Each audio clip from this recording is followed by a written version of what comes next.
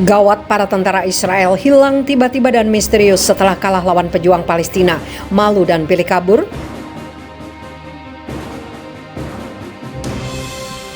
צה"ל תקף בסוף השבוע מספר רב של מטרות בתגובה לירי לעבר ישראל ברצועת עזה. אנחנו ערוכים להרחיב את הפעולה בהתאם לצורך.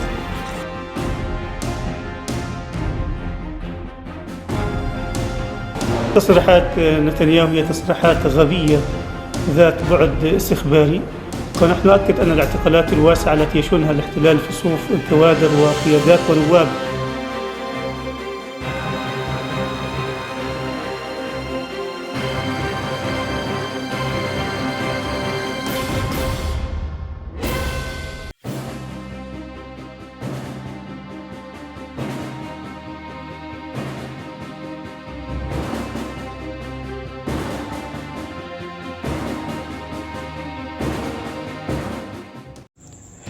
Hai para penonton Sentral News, sebelum lanjut jangan lupa subscribe dan lanjut tekan tombol Super Thanks.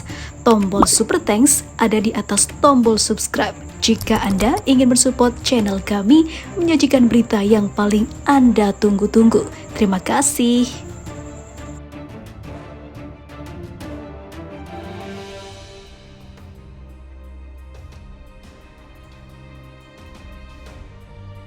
Dikatakan Israel tidak terkalahkan namun masih kewalahan dalam menghadapi Palestina hingga detik ini. Bahkan dikabarkan beberapa tentara Israel hilang tiba-tiba setelah melakukan aksi pertempuran di Gaza.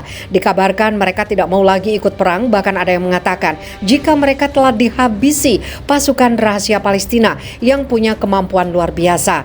Para tentara Israel dilaporkan menghilang di jalur Gaza. Hal ini terjadi usai terjadinya pertempuran mematikan yang terjadi di jalur Gaza pada akhir pekan lalu.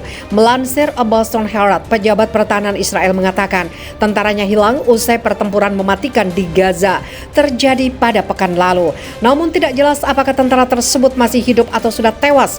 Konflik yang terjadi antara Israel dan Hamas sejauh ini sudah menyebabkan sekitar 25 tentara Israel tewas, ratusan warga Palestina. Memanasnya situasi membuat sejumlah desakan gencatan berdatangan dari sejumlah negara dan organisasi internasional. Mengingat agresi yang militer lancarkan Israel merupakan pelanggaran hukum humaniter internasional, menyusul banyak warga sipil yang telah menjadi korban akibat pertempuran yang dilakukan Israel dan Hamas. Sebelumnya, Sekretaris Jenderal Perserikatan Bangsa-Bangsa melakukan pertemuan di Kairo, Mesir. Pertemuan ini bertujuan untuk mendesak agar konflik yang terjadi di Gaza segera dihentikan. Mengingat agresi yang militer lancarkan, Israel merupakan pelanggaran hukum humaniter internasional, menyusul banyak warga sipil yang telah menjadi korban akibat pertempuran yang dilakukan Israel dan Hamas. Komentar paling pedas Khomeini adalah Iran tidak pernah mengenal Israel. Negara ini juga secara terang-terangan mendukung Hamas. Selain itu, Khomeini dan beberapa pemimpin Iran berjanji akan menghilangkan Israel dari peta dunia. Bahkan beberapa pekan lalu, Khomeini menyatakan peristiwa pembantaian warga Yahudi oleh Nazi 1 abad lalu hanyalah sebuah ilusi yang tidak nyata. Komentar paling pedas Khomeini adalah Iran tidak pernah mengenal Israel. Negara ini juga secara terang-terangan mendukung Hamas. Hamas sendiri sudah dimasukkan ke dalam daftar hitam terorisme oleh Israel.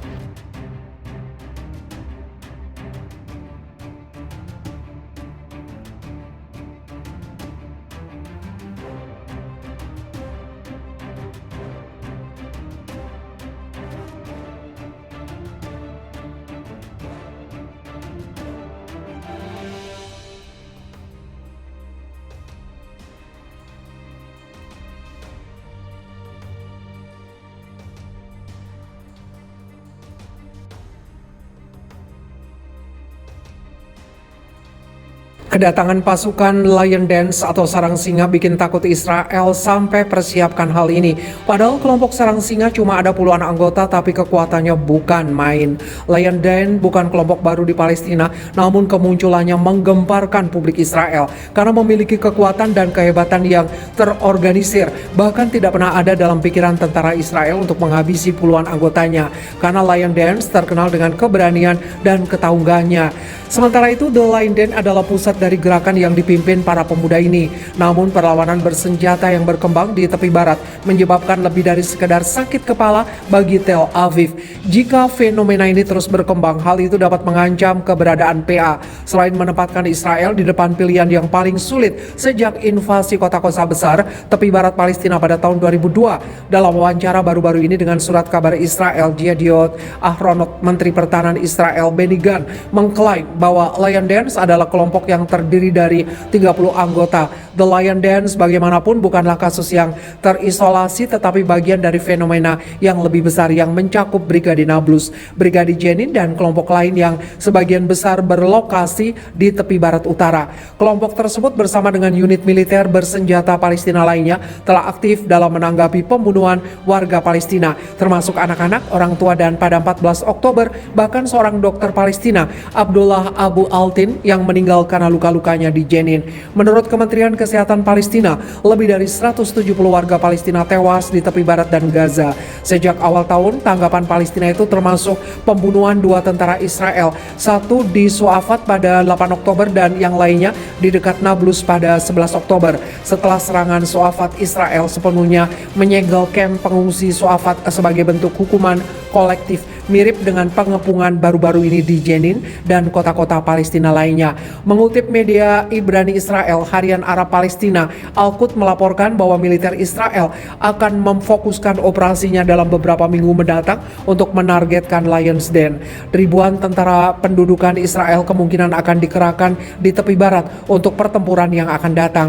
Sulit membayangkan bahwa Israel akan memobilisasi banyak tentaranya untuk melawan 30 pejuang Palestina di Nablus. Memang tepi barat sedang berubah. Sebuah generasi baru yang memiliki sedikit atau tidak memiliki ingatan tentang Intifada kedua 2000 sampai 2005 tidak mengalami invasi Israel saat itu, tetapi tumbuh di bawah pendudukan dan apartheid, melahap ingatan akan perlawanan di Jenin, Nablus, dan Hebron. Dilihat dari wacana politik, nyanyian, dan simbol mereka, generasi ini sudah muak dengan perpecahan Palestina yang melumpuhkan dan seringkali dangkal di antara faksi, ideologi, dan wilayah. Faktanya, brigade yang baru dibentuk termasuk Lion Den diyakini sebagai kelompok multifaksi yang membawa untuk pertama kalinya pejuang dari Hamas, Fatah, dan lainnya ke dalam satu platform. Ini menjelaskan antusiasme rakyat dan kurangnya kecurigaan di antara orang Palestina biasa terhadap para pejuang baru.